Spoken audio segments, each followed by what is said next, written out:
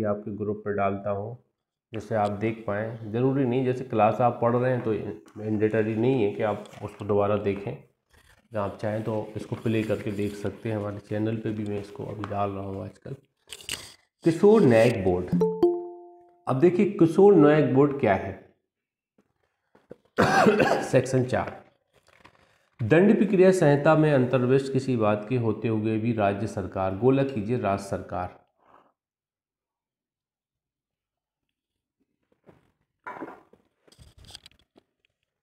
प्रत्येक जिले में, अंडरलाइन कीजिए प्रत्येक जिले में एक या अधिक, अंडरलाइन कीजिए एक या अधिक किशोर न्याय बोर्डों को इस अधिनियम के अधीन विधि का उल्लंघन करने वाले बालकों के संबंध में, गोला कीजिए विधि का उल्लंघन करने वाले बालकों के संबंध में शक्तियों का प्रयोग करने और अपने कृत्यों का निर्वहन करने के लिए स्थापित करेगी, गोला कीजिए स्थापित करेगी। 3 चीजें गोला करना है। राज्य सरकार विधि का उल्लंघन करने वाले बालकों के संबंध में स्थापित करेगी। क्या स्थापित करेगी? किशोर न्यायिक बोर्ड। ये तो पता ही है, हेडिंग ही है। तो प्रत्येक जिले में या एक या अधिक जिले में, एक या अधिक,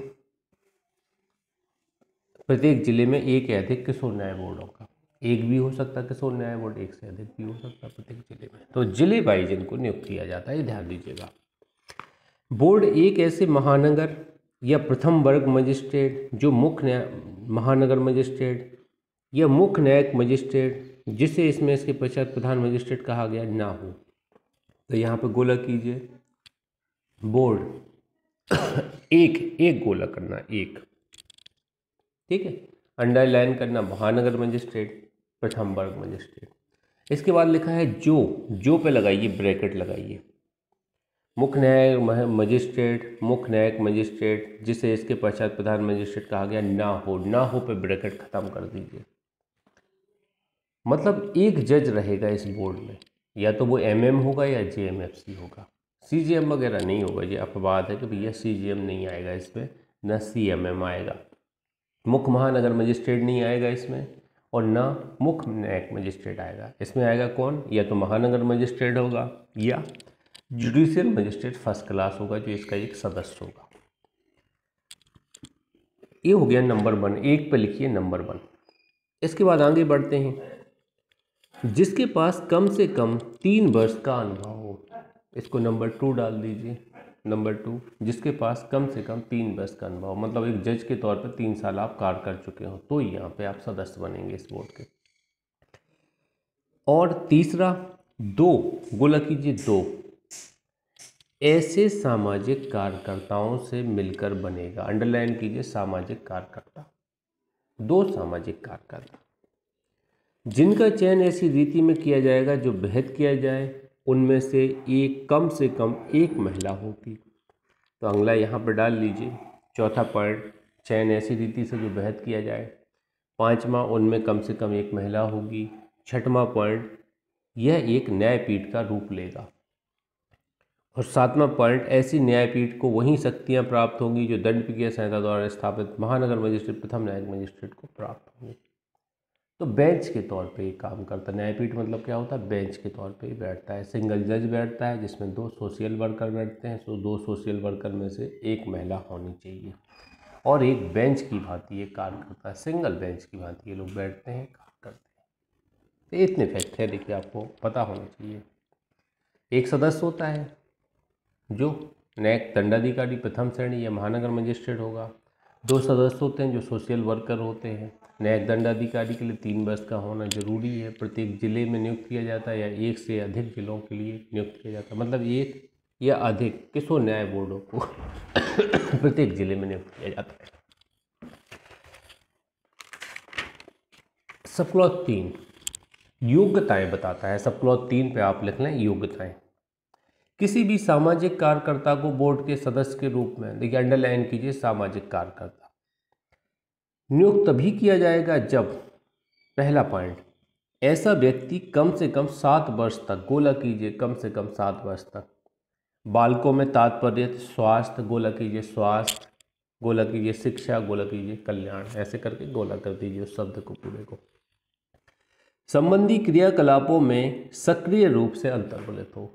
संबंधी क्रियाकलापों में सक्रिय रूप से 7 वर्ष तक का स्वास्थ्य, शिक्षा और कल्याण का, सोशल वर्क का अनुभव होना चाहिए ऐसे व्यक्ति को। मतलब ऐसे नए शिक्षक को नहीं भेजेंगे कि आज मान लीजिए मैं आप पार्टी ज्वाइन कर लूँ, तो आपने कहा सर तो नालियाँ साफ कर रहे हैं, सर को अनुभव है, कचरा उठवा रहे हैं और जनहित में कार्य कर रहे हैं आप पार्टी से, 7 साल का अनुभव होना चाहिए, तब इसमें सदस्य बन पाएंगे हम। या दूसरा, बालक मनोविज्ञान, नंबर 1 बालक मनोविज्ञान अंडरलाइन कीजिए। मनोरोगी विज्ञान, ये भी अंडरलाइन कीजिए। सामाजिक विज्ञान, ये भी अंडरलाइन कीजिए। और विधि में डिग्री सहित व्यवसाय हो, तो ये नंबर 2 डाल लीजिए इसको। नंबर 2 में 4 पॉइंट है। बालक मनोरोगी, मनोरोग विज्ञान मतलब साइकोलॉजिस्ट, साइंस से संबंधित है, सोशल साइंस से संबंधित है और लॉ में डिग्रीधारी होना चाहिए। तो ये देखिए, हम लोग जब एडवोकेट बन जाते हैं, 7 साल का अनुभव हो जाता है। जैसे मैं अगर इस बोर्ड में कभी अप्लाई करूं कि मेंबर बनना है, तो मेरा 10 साल का एक्सपीरियंस है, मैं यहाँ अप्लाई कर सकता हूँ बिल्कुल, ये मुझे मेंबर बना सकते हैं। एडवोकेट स्पेशल ADPO भी बनाए, वो प्लीडर भी बनाया जा सकता है। 7 साल का अनुभव मांगते हैं स्पेशल प्लीडर में। आगे बढ़ते हैं, सब क्लॉज 4 पे आ जाते हैं। अभी ये योग्यताएं देखें, ये अयोग्यताएं बताती है सब क्लॉज 4, इस पे अयोग्यताएं लिख लीजिए। कोई भी व्यक्ति बोर्ड के सदस्य के रूप में चयन के लिए पात्र नहीं होगा यदि उसका मानव अधिकारों व बाल अधिकारों का अतिक्रमण किए जाने का कोई पिछला रिकॉर्ड है। मानव अधिकारों या बाल अधिकारों का अतिक्रमण किए जाने का पिछला रिकॉर्ड है, पहले से ही वो कुछ अपराधी रह चुका है मानव अधिकारों बाल अधिकारों के संबंध। दूसरा, उसे ऐसी किसी अपराध के लिए निर्दोष ठहराया गया है जिसमें नैतिक अधमता अंतर्वलित है और ऐसी दोष सिद्धि को उलटा नहीं गया है या उसे उस अपराध के संबंध में पूर्ण क्षमा प्रदान नहीं की गई है। नैतिक अधमता के अपराध का दोष सिद्ध है। तीसरा, उसे केंद्रीय सरकार या किसी राज्य सरकार या केंद्रीय सरकार या किसी राज्य सरकार के स्वामित्वाधीन किसी उपक्रम या निगम की सेवा से हटा दिया गया है या पदच्युत कर दिया गया है। तो यहाँ पे देखिएगा, आप किसी सेवा से हटा दिया गया है, ये आपको यहाँ पे ध्यान देना, केंद्र या राज्य की सेवा से। वह कभी बालक दुर्व्यापार या बाल श्रम में नियोजन या किसी अन्य मानव अधिकारों के अतिक्रमण या अनैतिक कार्य में लिप्त रहा है। बालकों को ही नौकर लगा के रखा है उसने, इस तरह का वो रहा है, लिप्त रहा है। तो ये 4 पॉइंट हैं, 4 पॉइंट आपको थोड़े इसी देख लेना। मानव अधिकार, बालक के अधिकारों, नैतिक अधमता का सिद्ध दोष, सेवा से हटाया गया है केंद्र राज्य की, और 5वां अनैतिक बालकों के बाल श्रम या बालक दुर्व्यापार में अनैतिक रूप से ज्वाइंट रहा है। ये 4 चीज़ें आपको यहाँ पे ध्यान देना, ये निर्योग्यताएं हैं। ऐसे व्यक्ति को हम यहाँ सदस्य नहीं बनाएंगे। जब पहले ही से जिसकी खुद ही ब्लैक हैंडेड है, वो क्या किसी को क्लीन हैंडेड की बात करेगा, ये आपको यहाँ ध्यान देना है। साम्य कहती है ना, जो न्याय चाहता है उसे क्लीन हैंड आना चाहिए, ऐसा कुछ साम्य का नियम है। आप इक्विटी पढ़ेंगे तो इक्विटी में पढ़ने को अपन को लॉ में देखा होगा आपने। 5वां, अब ऐसे लोगों को रखेंगे हम तो प्रशिक्षण भी देंगे। कितने दिन का प्रशिक्षण देंगे? 60 दिन के भीतर प्रशिक्षण देंगे। उन्हें नॉलेज तो होना चाहिए, उन्हें करना क्या है। अब अपॉइंट कर दिया, उनका प्रोसीडिंग क्या रहेगी बोर्ड का, तो वो प्रशिक्षण दिया जाएगा। तो 60 दिन का प्रशिक्षण बताती है। 5, इस पर लिख लीजिए प्रशिक्षण 60 डे। राज्य सरकार, गोला कीजिए, राज्य सरकार यह सुनिश्चित करेगी कि सभी सदस्यों जिसके अंतर्गत बोर्ड में का प्रधान मजिस्ट्रेट भी है का देख रेख, संरक्षण, पुनर्वासन, बालकों के लिए विधिक उपबंधों और न्याय के संबंध में ऐसा प्रेरण, प्रशिक्षण और सुग्राहीकरण जो बेहद किया जाए उसकी नियुक्ति की तारीख से 60 दिन की अवधि के भीतर प्राप्त किया जाए। 60 दिन की अवधि के भीतर प्राप्त करने के लिए यहाँ पे प्रशिक्षण की व्यवस्था करेगी राज्य सरकार। सदस्यों को प्रशिक्षण दिया जाएगा, बस ऐसा समझना है। पदावधि और रीति क्या होगी सदस्यों की नियुक्ति की, या त्याग पद दे सकेगा, बहस की जाएगी, नियम बना के बहस की जाएगी। पदच्युत कैसे किया जाएगा, ये देखिए यहाँ पर पदावधि और रीति बताइए। नियुक्ति की रीति 6 बताती है और 7 में पदच्युत बताती है, पद से हटाया जाना। बोर्ड के किसी सदस्य को प्रधान मजिस्ट्रेट के सिवाय नियुक्ति को राज्य सरकार द्वारा जांच करने के पश्चात समाप्त किया जा सकता है यदि वह सदस्य, देखिए जेएमएफसी और एमएम की बात नहीं हो रही, उनको नहीं हटाया जा सकता है। ऐसे बकाया सदस्यों को, जो 2 सदस्य हैं, उनको कैसे हटाया जा सकता है। देखिए, इस अधिनियम के अधीन निहित शक्ति के दुरुपयोग का दोषी पाया गया है, जो उसको पावर दिए गए हैं उनका गलत इस्तेमाल किया है। दूसरा, बोर्ड की कार्रवाइयों में बिना किसी विधि मान्य कारण के लगातार 3 मास तक भाग लेने में असफल रहा है। लगातार 3 माह तक भाग लेने में असफल रहा है विधि कार्रवाई में, बोर्ड की कार्रवाई। किसी वर्ष में न्यूनतम 3/4 बैठकों में भाग लेने में असफल रहा है। 3/4, 3/4 बैठकों में भाग लेने में असफल रहा है, मतलब 4 में से 3 बैठक तो आपको अटेंड करनी ही है। ऐसा नहीं होगा, इससे कम करेंगे तो आपको हटाया जा सकता है। सदस्य के रूप में अपनी अवधि के दौरान उपधारा 4 के अधीन अपात्र हो गया है। तो ये 4 कंडीशन है जो पदच्युत किया जा सकता है। पदच्युत यहाँ पे करने की बात यहाँ पे की गई है किसी व्यक्ति को, किसी सदस्य को जो जज से भिन्न हो। आगे बढ़ते हैं, सेक्शन 5 में आ जाते हैं। उस व्यक्ति का स्थानांतरण जो जांच की प्रक्रिया के दौरान बालक नहीं रह गया है। अब ये कह रहे कि एक व्यक्ति है, जांच चल रही है, अपराध करते समय तो वो बालक था, लेकिन अब वो 18+ हो गया है, अब क्या करेंगे। तो उसके लिए व्यवस्था बताती है, स्थानांतरण की बात करती है। स्थानांतरण लिखा है यहाँ पे, स्थानांतरण का बात करती है। जहाँ किसी बालक के संबंध में प्लेसमेंट, इसको बोला जा सकता है, इस धारा को, सेक्शन 5 को हम प्लेसमेंट नाम से पढ़ते हैं। जहाँ किसी बालक के संबंध में इस अधिनियम के अधीन जांच आरंभ कर दी गई है और ऐसी जांच के दौरान वह बालक 18 वर्ष की आयु पूरी कर लेता है, अंडरलाइन कीजिए, 18 वर्ष की आयु पूरी कर लेता है जांच के दौरान, वहाँ इस अधिनियम में तत्समय प्रवृत्त किसी अन्य विधि में अंतर्वश किसी बात के होते हुए जांच बोर्ड द्वारा जारी रखी जा सकेगी। तो बोर्ड द्वारा जांच क्या की जाएगी, जारी रखी जा सकेगी। और उस व्यक्ति के विरुद्ध आदेश इस रूप में पारित किया जा सकेगा, मानो ऐसा व्यक्ति अभी भी बालक है, उसको अपन बालक ही मान के चलेंगे। ध्यान दीजिएगा, ये नहीं होगा कि अब तो ये वयस्क हो गया है, कैदियों के साथ जेल में डाल दो आप, नहीं, विशेष संरक्षण गृहों में उसको रखा जाएगा और बालक ही ट्रीट किया जाएगा। जब अपराध करते समय जो स्थिति थी वही तो मान के चला जाएगा, आज की स्थिति थोड़ी मानी जाएगी। तो ये आपको यहाँ पे ध्यान देना है। 18+ हो गया है जांच के दौरान, तो उसको बालक ही मान के, 18 से कम का ही मान के चला जाएगा। क्या पूर्ववत परिस्थिति से अपन को मतलब है, जब अपराध किया था, आज की परिस्थिति से थोड़ी मतलब है। 6वां, प्लेसमेंट से संबंधित एक धारा और है, वो 6वां है। ये बोलती है उस व्यक्ति का स्थानांतरण जिसने अपराध तब किया था जब वह व्यक्ति 18 वर्ष से कम आयु का था।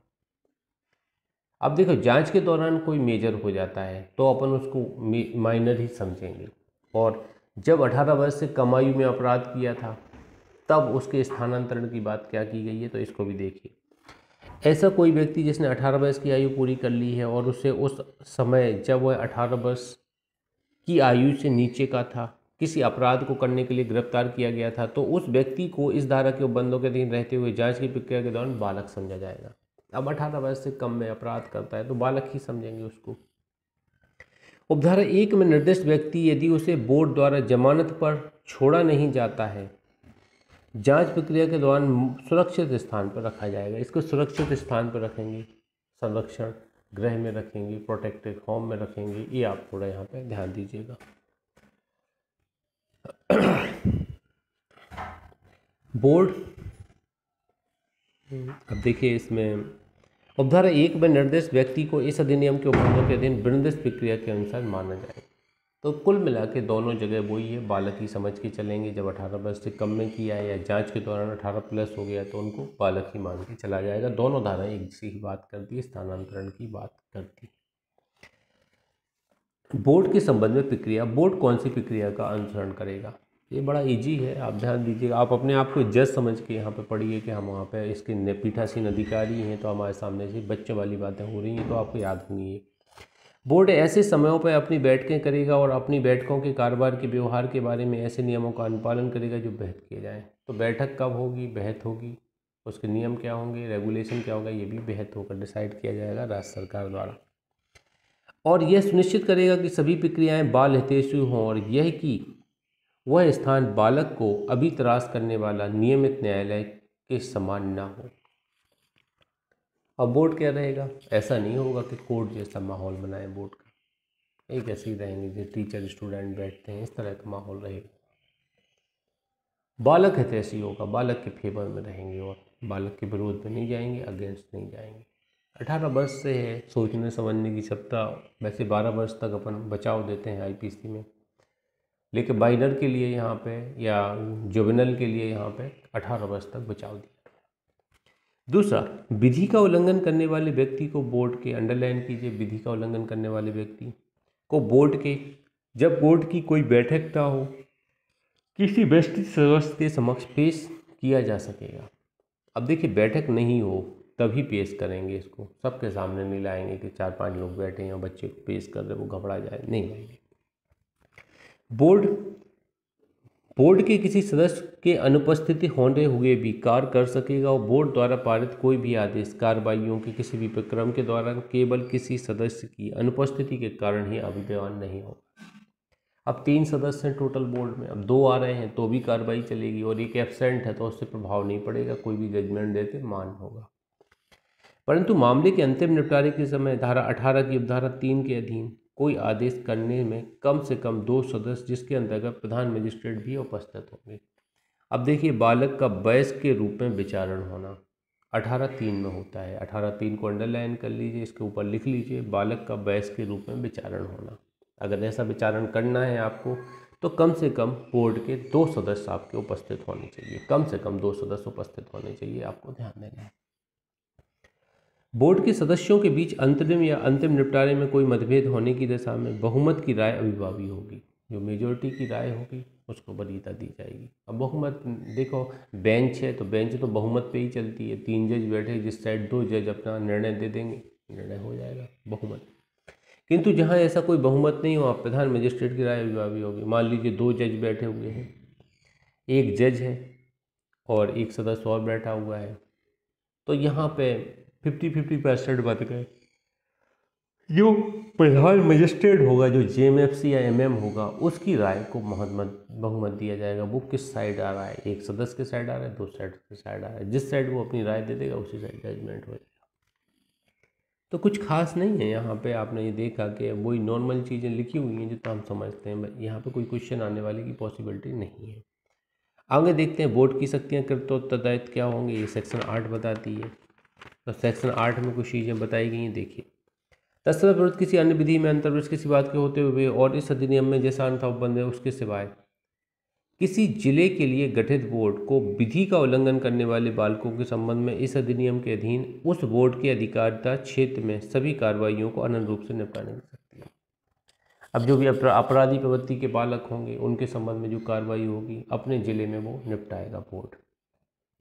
दूसरा, इस अधिनियम द्वारा इसके अधीन बोर्ड को प्रदत्त शक्तियों का प्रयोग उच्च न्यायालय और बालक न्यायालय भी तब जब कार्रवाइयाँ अपील पुनरीक्षण में अन्यथा धारा 19 के अधीन उसके समक्ष आती हैं किया जा सकेगा। अब देखिए बोर्ड की शक्तियों का प्रयोग कौन कौन कर सकता है, अंडरलाइन कीजिए, बोर्ड को गोला कीजिए, को प्रदत्त शक्तियों का प्रयोग गोला कीजिए उच्च न्यायालय और गोला कीजिए बालक न्यायालय, उच्च न्यायालय बालक न्यायालय किया जा सकेगा, द्वारा भी किया जा सकेगा। अब उच्च न्यायालय भी इनकी बोर्ड की शक्तियों का प्रयोग कर सकता है अपील में, पुनरीक्षण में, और बालक न्यायालय भी डायरेक्ट मामले को सुनने के लिए कर सकता है बालक कोर्ट के अंतर्गत। यानी बोर्ड के कर्तव्य उत्तरदायित्व भी आएंगे, निम्नलिखित भी आएंगे। तो कुछ उत्तरदायित्व हैं जिन पर अपन चर्चा करते हैं, थोड़ा बहुत आप यहाँ पे देख लीजिएगा। प्रक्रिया के प्रत्येक क्रम पर बालक और माता पिता या संरक्षक की सूचनाबद्ध सहभागिता को सुनिश्चित करना, कि इन्होंने प्रॉपर सूचित किया गया है। यह सुनिश्चित करना कि बालक के अधिकारों की, बालक की गिरफ्तारी, जांच, पश्चातवर्ती देखरेख, पुनर्वास की संपूर्ण प्रक्रिया के दौरान संरक्षण हो, प्रोटेक्शन हो रहा है बालक का कि नहीं हो रहा है, ये सुनिश्चित करना। विधिक सेवा संस्थाओं के माध्यम से बालक के लिए विधिक सहायता की उपलब्धता सुनिश्चित करना, लीगल एड प्रोवाइड कराना बालक को। बालक को जब कभी आवश्यक हो, भाषा को समझने में असमर्थ है, द्विभाषी अनुवादक ऐसी फीस का जो भेद की जाए संदाय करने का उपलब्ध करना। तो यहाँ पे देखिए ट्रांसलेटर, इंटरप्रेटर की व्यवस्था करने की बात की जा रही है। परिवीक्षा अधिकारी, या यदि परिवीक्षा अधिकारी उपलब्ध नहीं है तो बालक कल्याण अधिकारी, गोला कर लीजिए परिवीक्षा अधिकारी, गोला कीजिए बालक कल्याण अधिकारी, या सामाजिक कार्यकर्ता, गोला कीजिए सामाजिक कार्यकर्ता को मामले का सामाजिक अन्वेषण हाथ में लेने और सामाजिक अन्वेषण रिपोर्ट उस परिस्थितियों को अभिनिश्चित करने के लिए जिनमें अभिकथित अपराध किया गया था उसे बोर्ड के समक्ष प्रथम बार पेश किए जाने की तारीख से 15 दिन के भीतर प्रस्तुत करने का निर्देश देना। 15 दिन के भीतर प्रस्तुत करने का निर्देश देना। यहाँ पर गोला कीजिए 15 दिन के भीतर। किसके समक्ष? बोर्ड के समक्ष। सामाजिक अन्वेषण सामाजिक रिपोर्ट कितने समय में पेश करेगा? 15 दिन के भीतर।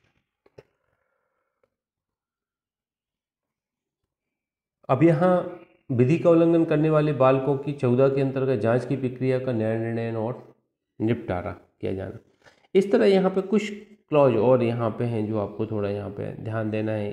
खास तौर से देखिएगा आई नंबर का क्लॉज है, इस पर देखिएगा। विधि का उल्लंघन करने वाले बालकों के लिए आवासीय सुविधाओं का प्रत्येक मास कम से कम एक निरीक्षण द्वारा करना। प्रत्येक माह में कम से कम एक निरीक्षण करना। सेवाओं की क्वालिटी में सुधार के लिए जिला बालक संरक्षण और राज्य सरकार की कार्रवाई की सिफारिश करना। जिला बालक संरक्षण का राज्य सरकार कार्रवाई करे।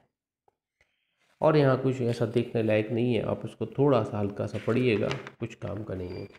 आगे बढ़ते हैं। सिर्फ आपको इतना पता होना चाहिए, आपसे पूछा जाए बोर्ड के ड्यूटी और लायबिलिटी कहाँ बताई गई है तो आपको यहाँ पे बताना है सेक्शन 8(3) के अंतर्गत बोर्ड के कर्तव्य बताए गए हैं। यहाँ पे एक लाइन आप चाहें तो लिख लें नीचे फोटो नोट में, यहाँ लिख लीजिए सबसे नीचे। ऐसा अगर क्वेश्चन आ गया तो आपका गलत नहीं होना चाहिए। एक लाइन लिख लीजिए, धारा 8(3) उपखंड 3 जुवेनाइल जस्टिस मतलब किशोर न्याय बोर्ड के कृत्य एवं उत्तरदायित्व से संबंधित है। ऐसा आप एक लाइन लिख के छोड़ दीजिए। कैसे जब आप पढ़ेंगे बेरेक तो इस पर नज़र आपकी पहुंच जाएगी। अगर क्वेश्चन इस तरह का आ गया, मे भी पॉसिबिलिटी ऐसा क्वेश्चन आ सकता है। कैसे बोर्ड बहुत इंपॉर्टेंट फैक्ट है। तो धारा 8(3) में किशोर बोर्ड के कृत्य और उत्तरदायित्व दिए गए हैं। 8(3) में सेक्शन 9 में आ जाते हैं। ऐसे मजिस्ट्रेटों का द्वारा अनुसृत की जाने वाली प्रक्रिया जिसे इस अधिनियम के अधीन सशक्त नहीं किया गया है। अब मजिस्ट्रेटों द्वारा कौन से पावर का यूज किया जाएगा ये अपन देखते हैं। जब किसी मजिस्ट्रेट की जो इस अधिनियम के अधीन बोर्ड की शक्तियों का प्रयोग करने के लिए सशक्त नहीं है, यह राय है कि वह व्यक्ति जिसके बारे में यह अभिकथन किया गया है कि उसने अपराध किया है और ऐसी राय को अविलंब अभिलेखबद्ध करेगा और उस बालक को ऐसी कार्रवाई के अभिलेख के साथ कार्रवाइयों पर अधिकारता रखने वाले बोर्ड को तत्काल भेजेगा। तो ये आप देखिएगा, बोर्ड को ऐसी कार्रवाइयों की अधिकारता रखने वाले बोर्ड को तत्काल भेजेगा। तो ये आप थोड़ा यहाँ पढ़ लीजिएगा।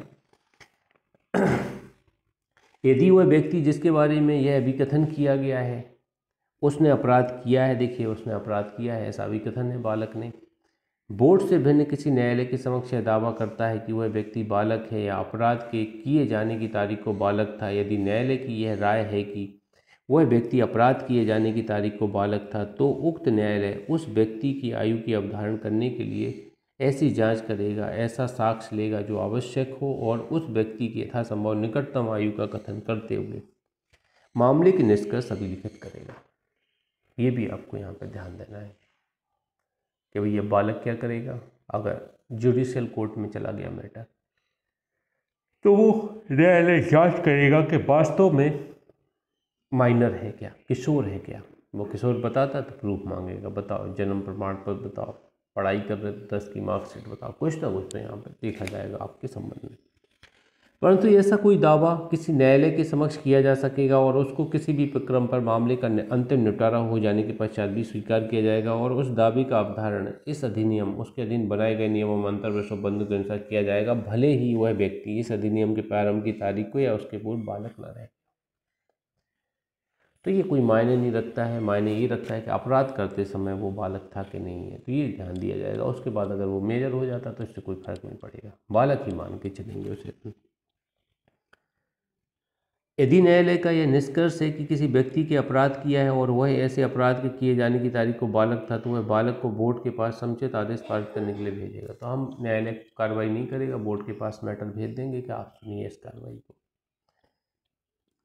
और न्यायालय द्वारा पारित दंडादेश के यदि कोई हो बारे में यह समझा जाएगा कि उसका कोई प्रभाव नहीं है।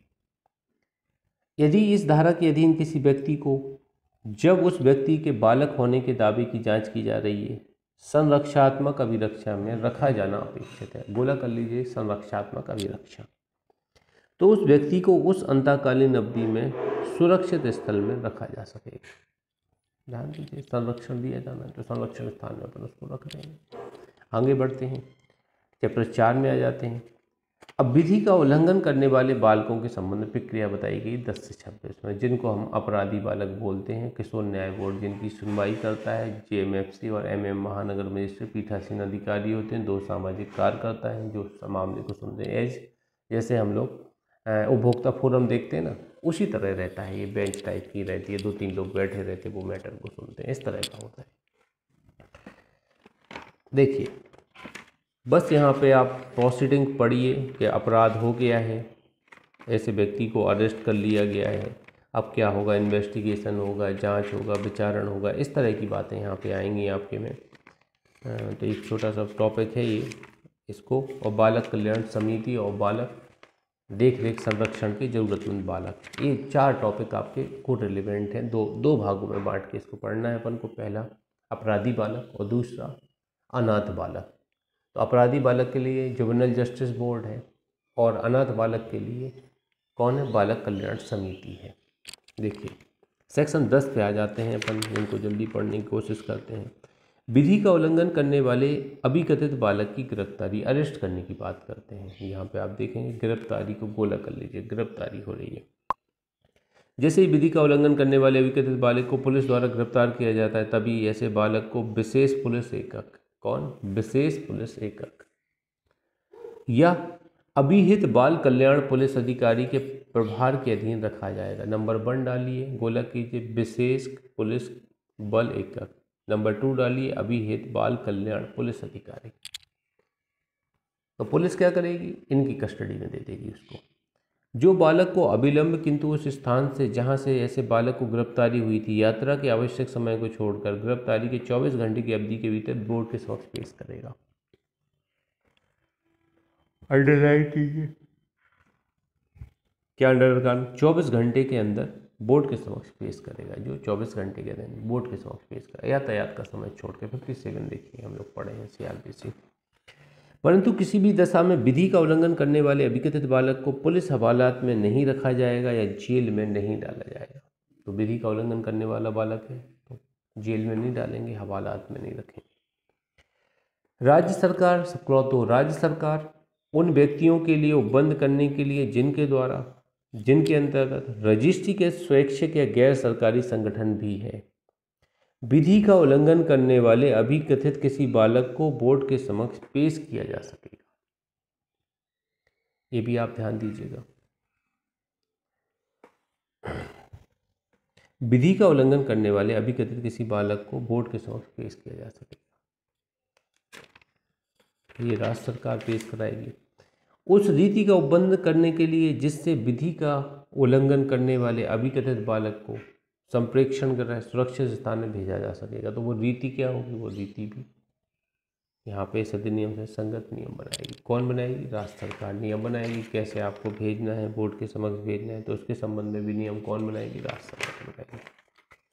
11, ये गिरफ्तारी की बात हो गई। गिरफ्तारी करेंगे तो बालक संरक्षक एक किशोर बालक संरक्षक यूनिट जो भी उसको देंगे, वो क्या करेगा, 24 घंटे में यातायात समय को छोड़ के कहाँ ले जाएगा, राज्य सरकार के नियमों के अनुसार या तो बोर्ड के समक्ष पेश करेगा या किसी संरक्षण कर सुरक्षित स्थान में भेजा जाएगा।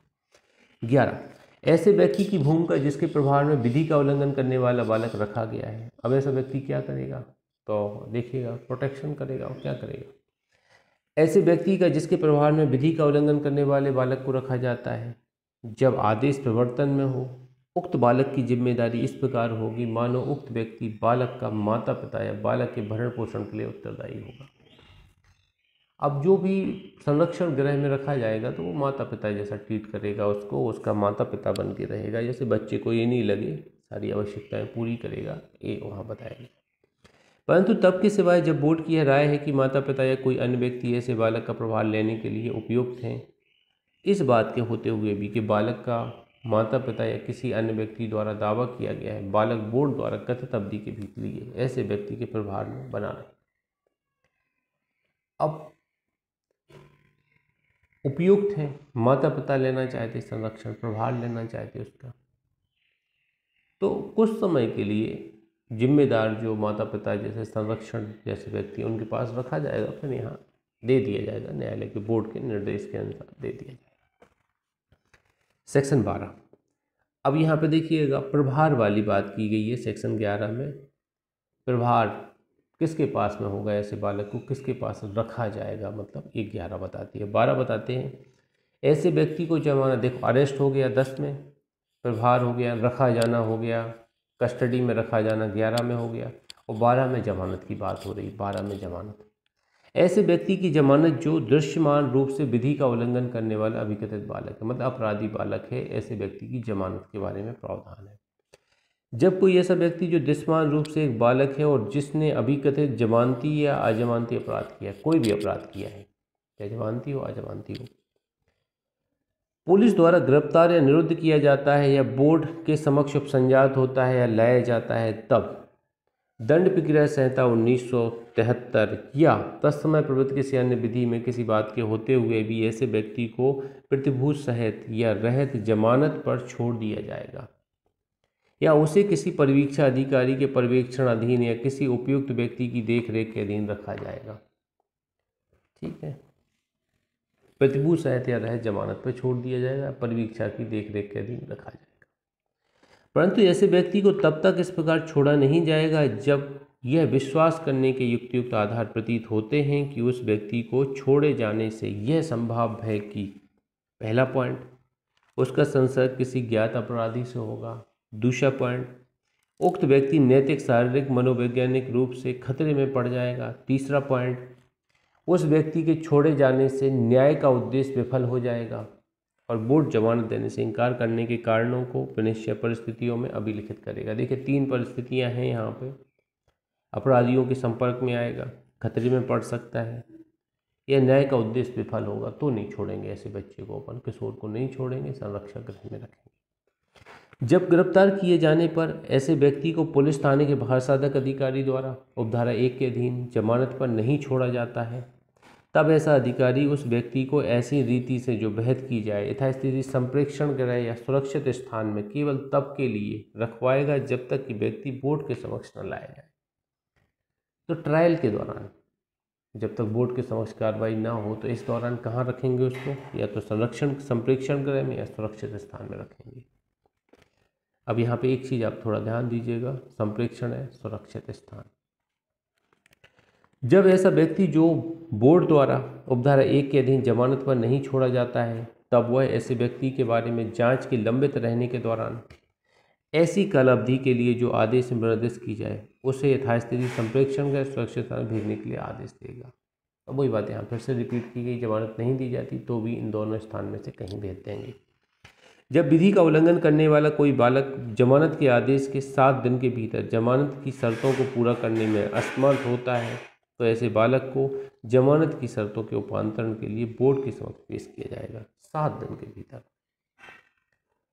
अपन ने देखा ना, जमानत के प्रोविजन में हम लोगों ने CRPC में देखा है, अकिंचन व्यक्ति माना जाता है, जमानती अपराध में 7 दिन तक कोई जमानत नहीं ले पा रहा है तो उसके स्वयं के बंद पद पर भी उसको छोड़ देते हैं, प्रतिभूत रहित भी छोड़ देते हैं, भैया जाओ।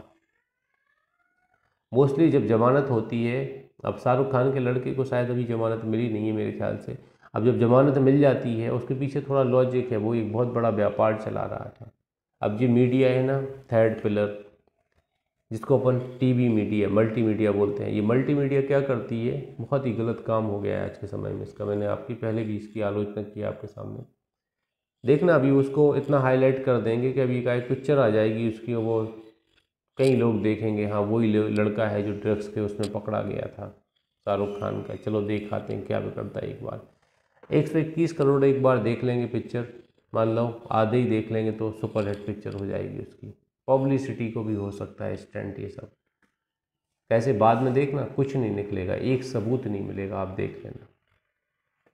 मेरे को भी यही लगता है विकास सर की पब्लिसिटी स्टंट है उसको प्रमोशन करने के लिए। वीडियो कैसे आ रहा है कि वो देखो पहले से व्यापार करता रहा है, ऐसे ऐसे लोगों के नाम जुड़े हैं जिसको उसने ड्रग्स सप्लाई की, एक लड़की के माध्यम से ड्रग्स, वो सागर की लड़की है यहाँ की, मध्य प्रदेश की, उसके साथ वो रहा है।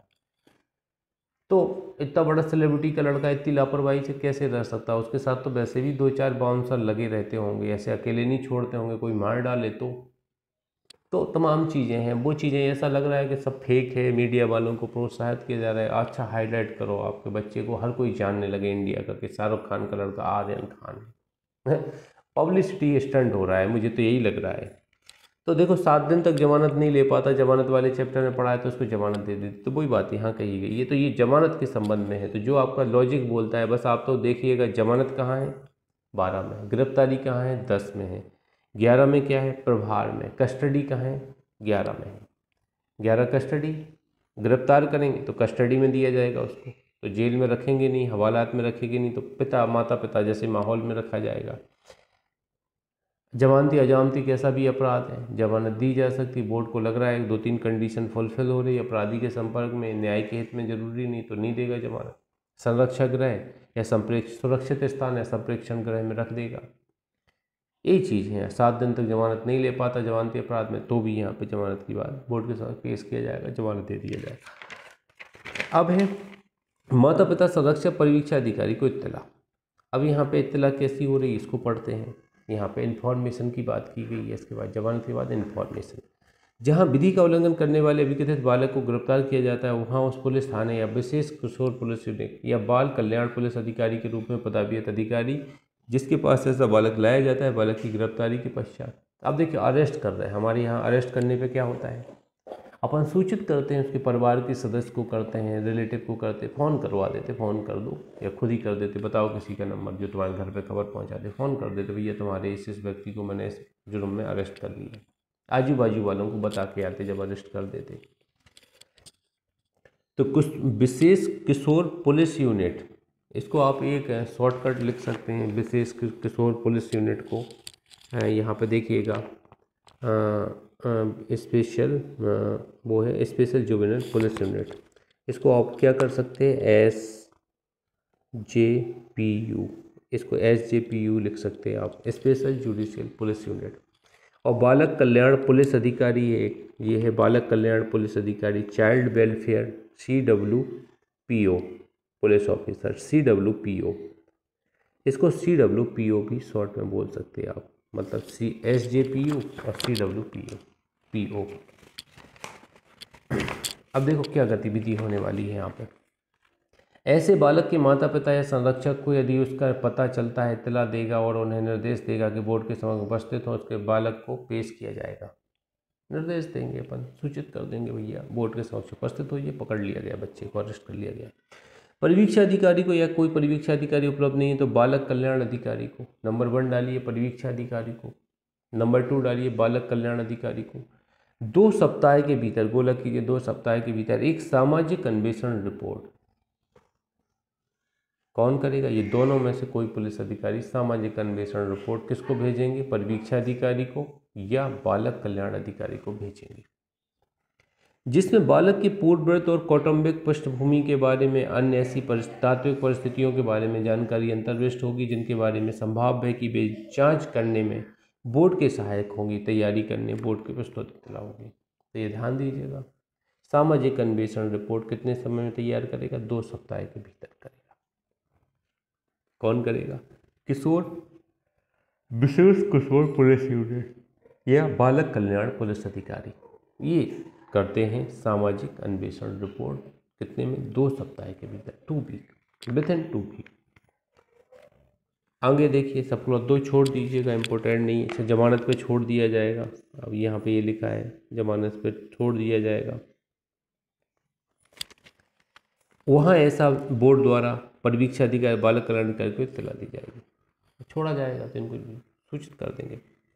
अगली है विधि का उल्लंघन करने वाले बालक के बारे में बोर्ड द्वारा जांच। देखो इन्फॉर्मेशन के बारे में अपन ने पढ़ा, 13 में। अब यहाँ जांच है, जांच मतलब क्या, इंक्वायरी, इंक्वायरी बाय बोर्ड, ये इंक्वायरी के बारे में है, ये इन्फॉर्मेशन के बारे में 3 हो गए, 13 हो गई, 14 है इंक्वायरी के बारे में।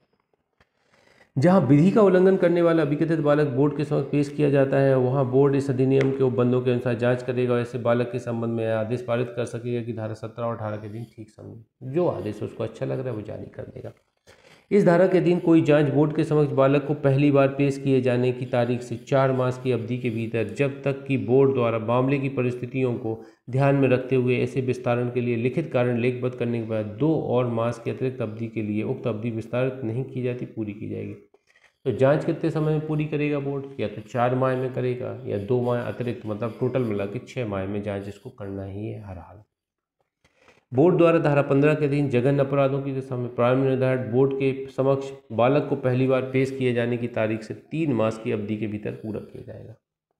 तो प्रारंभिक अवधारण कब किया जाएगा, प्रारंभिक इंक्वायरी जिसको बोलते हैं, जैसे ही बोर्ड प्रस्तुत किया जाता है जघन्य अपराधों में 3 माह के भीतर, मतलब अति गंभीर अपराध 7 वर्ष से अधिक वाले मामलों से दंडनीय अपराध जघन्य अपराध होते हैं, इनमें इंक्वायरी 3 माह के भीतर करेगा बोर्ड। ये आपको यहाँ पर ध्यान देना है, इस पर IMP लगा दीजिएगा आप थर्ड खंड में, और क्लॉज नंबर 2 पे भी IMP लगा देना कि 4 माह में जांच करेगा बोर्ड या 2 माह अतिरिक्त में जांच करेगा, टोटल 6 माह में। और जघन्य अपराधों की दशा में कितने समय में जांच करता है बोर्ड, 3 माह में, ये आपको ध्यान देना है, OT बन सकता है यहाँ पर। यदि बोर्ड द्वारा छोटे अपराधों के लिए उपधारा 2 के अधीन जांच अब विस्तारित अवधि के पश्चात भी अनिर्णित रहती है तो कार्रवाइयाँ समाप्त हो जाती है छोटे अपराधों के लिए। अब देखिए 4 और 2 6 महीने में आप जांच नहीं करते, छोटे अपराध हैं, तो यहाँ पे कार्रवाई को समाप्त कर देते हैं कि कोई मैटर बन ही नहीं रहा है। परंतु घोर या जघन्य अपराधों के लिए, अब यहाँ पे देखिएगा घोर या जघन्य अपराध है, यदि बोर्ड जांच पूरी करने के लिए समय और बढ़ाने की अपेक्षा करता है तो यथास्थिति मुख्य न्यायिक मजिस्ट्रेट या मुख्य महानगर मजिस्ट्रेट लिखित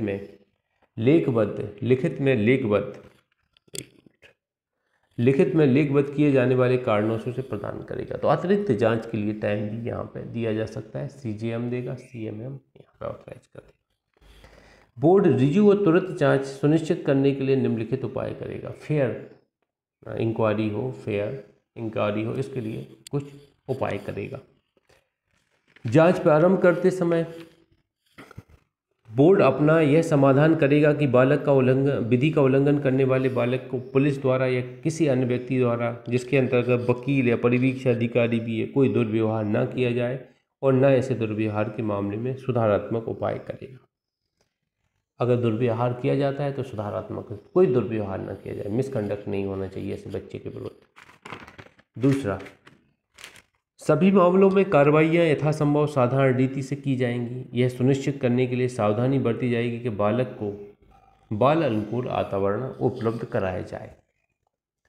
C, प्रत्येक बालक को जांच में सुनवाई का और भाग लेने का अवसर प्रदान किया जाएगा। C बोलता है। D बोलता है छोटे अपराधों वाले मामलों का निपटारा बोर्ड द्वारा संचित कार्रवाइयों के माध्यम से किया जाएगा, समरी ट्रायल के माध्यम से किया जाएगा बोर्ड द्वारा घोर अपराधों, देखो छोटे अपराधों के बारे में देखा, घोर अपराधों की जांच या निपटारा शमन मामलों के विचारण की प्रक्रिया का अनुसरण करके किया जाएगा। देखिए यहाँ संक्षिप्त ट्रायल होता है, यहाँ लिखा है D नंबर में समरी ट्रायल, देखिएगा समरी ट्रायल, और यहाँ पे समन ट्रायल की बात हो गई है, समन ट्रायल में घोर मामले। इसके बाद जघन्य अपराधों की जांच। तीसरा, जघन्य अपराध दिया गया है, अपराध किए जाने की तारीख को 16 वर्ष से कम आयु के बालक के संबंध में जघन्य अपराधों की जांच और खंड ई के अधीन बोर्ड द्वारा निपटाई जाएगी। खंड ई के अधीन बोर्ड निपटाएगा जघन्य अपराधों की जांच। अपराध किए जाने की तारीख से 16 वर्ष से अधिक आयु के बालक के संबंध में जघन्य अपराधों की जांच धारा 15 के अधीन विहित की जाएगी। तो यहाँ पे देखिएगा कुल मिला के यहाँ 12 ट्रायल लगाते होंगे जघन्य अपराधों की ट्रायल में, कहने का सेंस इनका यही है। बोर्ड द्वारा जघन्य अपराधों में प्रारंभिक निर्धारण। अब यहाँ पे देखिए ये प्रारंभिक निर्धारण करने, प्रिलिमिनरी असेसमेंट की बात यहाँ पे हो रही है। ये क्या होता है इसको अपन देखते हैं। हीनियस ऑफेंस में, कौन से अपराध में, हीनियस ऑफेंस में, किसी ऐसे बालक द्वारा किए गए जघन्य अपराध की दशा में जिसने 16 वर्ष की आयु पूरी कर ली है या जो 16 वर्ष से अधिक आयु का है। देखिए 16 वर्ष पूरी कर लिए, 16 प्लस हो गया है या 16 से ज़्यादा का हो गया, 16 वर्ष का हो गया एग्जैक्ट, 16 से ज़्यादा का हो गया है। बोर्ड पहला, ऐसा अपराध करने के लिए उसकी मानसिक शारीरिक क्षमता, नंबर 1 डालिए, शारीरिक मानसिक क्षमता। नंबर 2, अपराध के परिणामों को समझने की योग्यता। और नंबर 3, उन परिस्थितियों को जिनमें उसने अपराध किया था।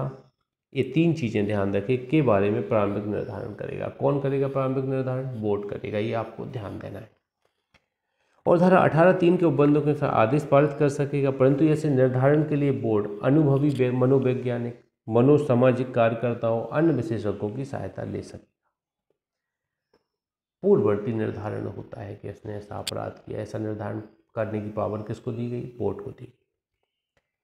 अब यहाँ पे स्पष्टीकरण, प्रारंभिक निर्धारण विचारण नहीं है, लेकिन ऐसे बालक के अभिकथित अपराध को कारित करने की क्षमता परिणामों को समझने का निर्धारण है। एक अंडरस्टैंडिंग है, बोलते ना संज्ञान टाइप का हो गया कि अपराध बन रहा है कि नहीं बन रहा है, ऐसी बात हो गई है प्रारंभिक निर्धारण में। प्रारंभिक निर्धारण करने पर बोर्ड का यह समाधान हो जाता है कि मामले का निपटारा बोर्ड द्वारा किया जाना चाहिए। तो बोर्ड क्या करेगा? समन मामलों के विचारण के लिए प्रक्रिया का अनुसरण करेगा।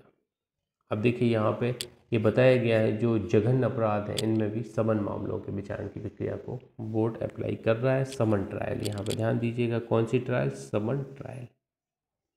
समन ट्रायल यहाँ पे लिख लें आप। आगे बढ़ते हैं। परंतु बोर्ड द्वारा मामले का निपटारा किया जाने वाला आदेश 101(2) के अधीन अपीलीय होगा। तो 101 धारा है और संखंड 2 है, उसमें अपील योग होगा। परंतु यह और कि इस धारा के अधीन निर्धारण धारा 14 के अधीन विनिर्दिष्ट अवधि के भीतर पूरा किया जाएगा। तो ये है, देखिए बोर्ड द्वारा क्या किया जाएगा? जघन्य अपराधों में प्रीलिमिनरी असेसमेंट किया जा, निर्धारण किया जा रहा है कि वास्तव में बच्चा है, बच्चे के दौरान किया है, 16+ का है, 16 कम का है, इस तरह की बात है निर्धारित की जा रही है। मानसिक शारीरिक क्षमता, योग्यता, अपराध के परिणामों को समझने की योग्यता है बच्चे में कि वो अपराध होगा तो उसका क्या इम्पैक्ट पड़ेगा, ये सब देखा जा रहा है। आगे बढ़ते हैं। जांच के लंबित होने का पुनर्वलोकन, रिव्यू की बात करता है सेक्शन 16। मुख्य न्यायिक मजिस्ट्रेट या मुख्य महानगर मजिस्ट्रेट प्रत्येक 3 माह में, अंडरलाइन कीजिए, CJM, CMM प्रत्येक 3 माह में गोला कीजिए, एक बार गोला कीजिए, प्रत्येक 3 माह में एक बार बोर्ड के समक्ष लंबित मामलों का पुनर्वलोकन करेगा। वो बोर्ड को अपनी बैठकों की आवृत्ति बढ़ाने का निर्देश देगा या अतिरिक्त बोर्डों का गठन करने की सिफारिश करेगा। रिव्यू करने का पावर यहाँ पे दिया गया है CJM और CMM को। जो बड़े अधिकारी हैं, इनके सबऑर्डिनेट अधिकारी यहाँ बोर्ड के सदस्य होते हैं, आपको पता है JMF CMM होता है, इनको यहाँ पर रिव्यू करने का पावर दिया गया है। 3 माह में एक बार रिव्यू करेंगे बोर्ड का, तो क्या कार्रवाइयाँ चल रही हैं, क्या व्यवस्थाएं चल रही हैं, देखेगा। बोर्ड के समक्ष लंबित मामलों की संख्या, ऐसे लंबित रहने की अवधि, लंबित रहने की प्रकृति, उसके कारणों का एक उच्च स्तरीय समिति द्वारा प्रत्येक 6 माह में पुनर्वलोकन किया जाएगा। एक समिति बनाई जाएगी जो देखेगी कितने मामले लंबित हैं, कितने चल रहे हैं, कितने डिस्पोजल हो गए। उच्च स्तरीय समिति होगी, प्रत्येक 6 माह में रिव्यू करेगी।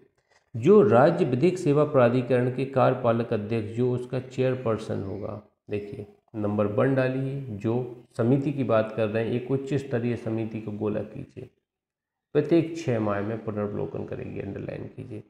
इसमें कौन कौन होगा? पहला पॉइंट, राज्य विधिक सेवा प्राधिकरण के कार्यपालक अध्यक्ष, जो इसका चेयरपर्सन होगा, ये कौन होता है? सालसा। सालसा कुछ बोलते हैं ना, स्टेट लीगल एड अथॉरिटी, ऐसा कुछ कहा जाता है इसको। इसका अध्यक्ष होगा, चेयरपर्सन होगा। गृह सचिव, दूसरा गृह सचिव।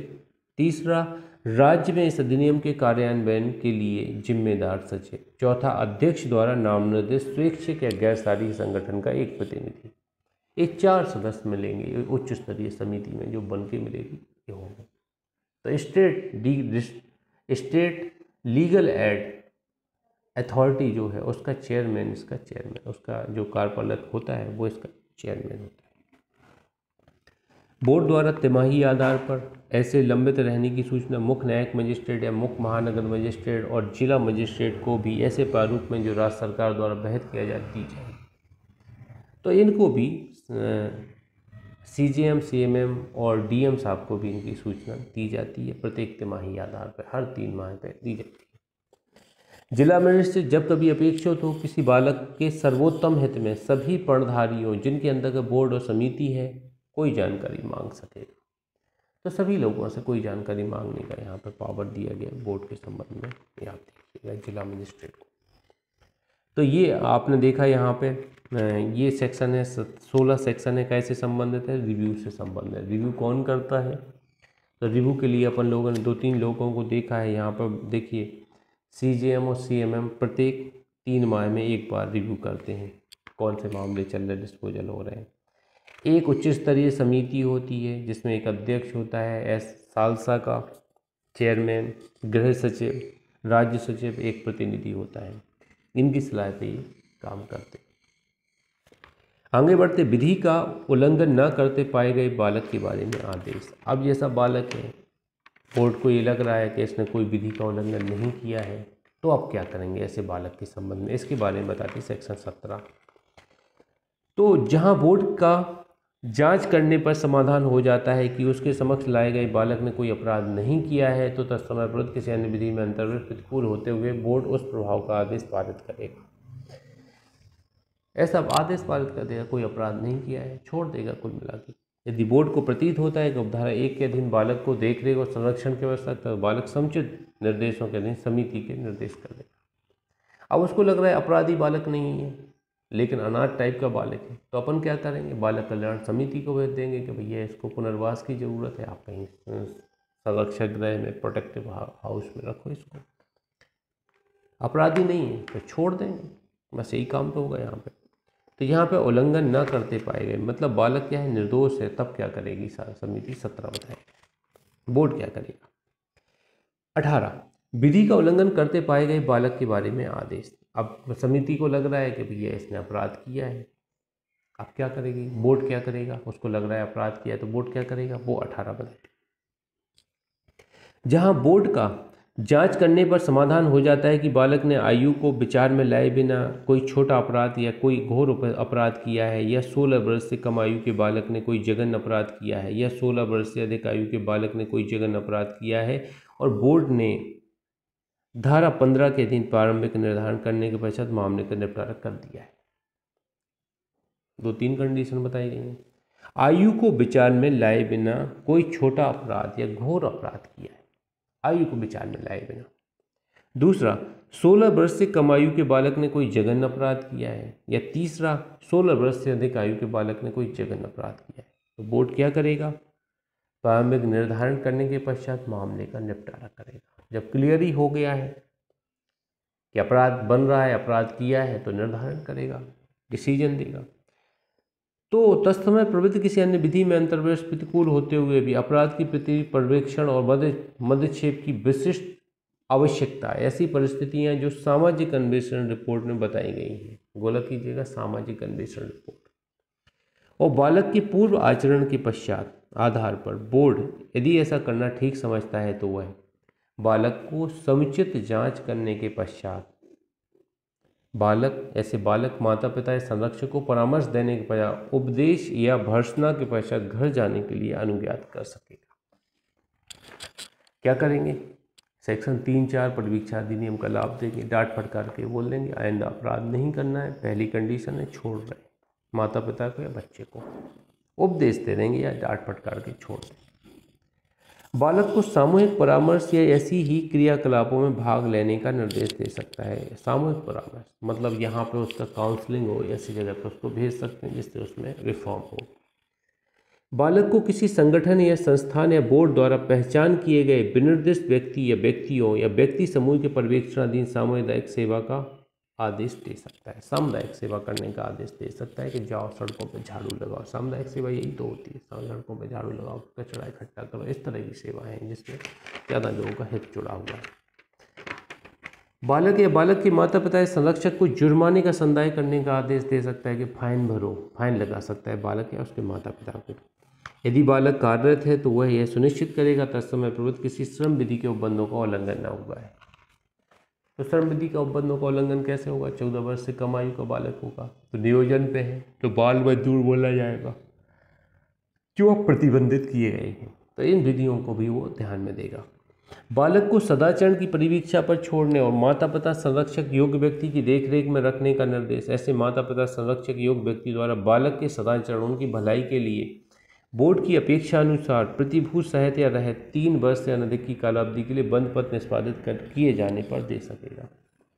अब प्रतिभूत सहायता या रहत 3 वर्ष से अधिक के लिए बंद पत्र निष्पादित करने पर ऐसे बालक को क्या कर सकेगा, देख रेख के लिए निर्देश कर सकेगा। बालक के सदाचरण की परिवीक्षा पर छोड़ने और बालक के सदाचरण और भलाई को सुनिश्चित करने के लिए किसी सुविधा उपयुक्त तंत्र की देखरेख और पर्यवेक्षण रखने का निर्देश 3 वर्ष से अधिक अवधि के लिए दे सकता है। मतलब सुविधा उपयुक्त तंत्र यहाँ पर गोला कर लीजिएगा, कितना, 3 वर्ष से अधिक।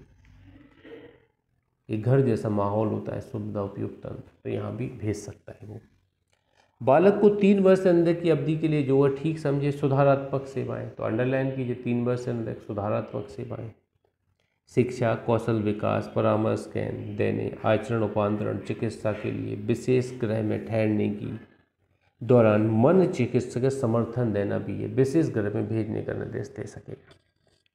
तो ये स्पेशल होम होंगे, वहाँ पर भेजने का निर्देश देगा 3 वर्ष के लिए। परंतु यदि बालक का आचरण और व्यवहार ऐसा हो जाता है जो बालक के हित में और विशेष गृह में रहने वाले अन्य बालकों के हित में नहीं होता, तो बोर्ड ऐसे बालक को सुरक्षित स्थान में भेज सकता है। इस धारा को थोड़ा केयरफुल्ली पढ़िएगा। देखिए, आप जज के तौर पे अपने आप को मानिएगा, JMFC आप निर्धारण कर रहे हैं ऐसे बालक को, तो क्या करेंगे, कठोर सजा देंगे क्या? नहीं, अपराध छोटा मोटा है तो अपन डांट फटकार के छोड़ देंगे। सुधार गृह में भेजेंगे, विभिन्न सुधार गृह में मैक्सिमम 3 साल के लिए भेज सकते हैं। किसी भी सुधार गृह में आप भेज दो, विशेष होम में, सुविधा तंत्र में या देख रेख में, कहीं भी भेजना है अपन को तो 3 साल के लिए भेजने की बात हर जगह की जा रही है। 3-3 साल ही लिखा हुआ है। यदि उपधारा 1 के खंड का से छा के बीच अधीन कोई आदेश पारित किया जाता है तो बोर्ड विद्यालय में हाजिर होने, व्यवसायिक प्रशिक्षण केंद्र में हाजिर होने, चिकित्सा केंद्र में हाजिर होने, वृंदस स्थान पर बारंबार जाने हाजिर होने से बालक को प्रतिसिद्ध करने, व्यसन मुक्ति कार्यक्रम में भाग लेने का अतिरिक्त आदेश पारित कर सकेगा। हमें तो सुधार करना ना, इस बालक को फिर से समाज में स्थापित करना है। आप चाहते हैं कि आपकी एक दुकान है, मान लीजिए, अब दुकान में क्या हुआ है, मिलावट हुई, मिठाई की दुकान थी, मिलावट हुई है आपकी दुकान में, फूड इंस्पेक्टर ने सीज कर दिया है। अब आप क्या करेंगे, 3 महीने के लिए लाइसेंस सस्पेंड हो गया, 3 महीने बाद आपने फिर से दुकान खोली, तो आप क्या करेंगे, पूरी प्योरिटी करेंगे, कोशिश करेंगे कि हम ग्राहक का विश्वास न खोने पाएँ। तो पूरी कोशिश करेंगे, प्योरिटी लाने की कोशिश करेंगे। और आप एक मशीन भी लेके आएंगे, चेक करेंगे, आप चेक कर लीजिए, इस मशीन से पता चल जाएगा कितनी, आप खुद ही चेक कर लीजिए, देख लीजिए, झूठा पे केस बनवा। तो अपन को तो गुड फेथ में बनने की कोशिश यहाँ पे करना है, अपन को देखना है। तो वही चीज़ यहाँ पे दी गई है कि सुधार होना चाहिए बालक का, जैसे भी हो। हमारा पर्पज़ सुधार है, सज़ा देना पर्पज़ नहीं है। बहुत ज़्यादा गंभीर अपराध है तो अपन सज़ा मजाक की बात करेंगे। तीसरा, जहाँ बोर्ड धारा 15 के अधीन प्रारंभिक निर्धारण करने के बजाय यह आदेश पारित करता है कि उक्त बालक का वयस्क के रूप में विचारण करने की आवश्यकता है, वहाँ बोर्ड मामले के विचारण को ऐसे अपराधों का विचारण करने के अधिकार बालक न्यायालय को करने का आदेश देगा। अब बालक न्यायालय को आदेश देगा कि आप विचारण कीजिए, वयस्क की भांति विचारण कीजिए। अपन पहले भी ये पढ़ चुके हैं, 18(3) इम्पोर्टेंट है।